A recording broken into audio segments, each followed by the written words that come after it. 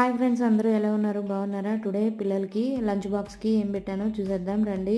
ఇక్కడైతే fried rice చేసుకున్నాను. 30కి alarm మోగింది, లేద్దాంలే అన్నట్టు ఆపేసాను. సో 6:50కి అలా మెలకు వచ్చింది. టైంకి అయితే డైలీ 6:50 కంటే నాకు లంచ్ అంతా ప్రిపేర్ అయిపోయి బ్రేక్ఫాస్ట్ అన్ని ప్రిపేర్ చేసేసి పిల్లలకి బాక్సులు సర్దేలాగా ఉంటాను ఆ టైంకి. ఇవాళ చూడాలి నా టెన్షన్, ఏం చేయాలా ఇంకా అర్థం కాక.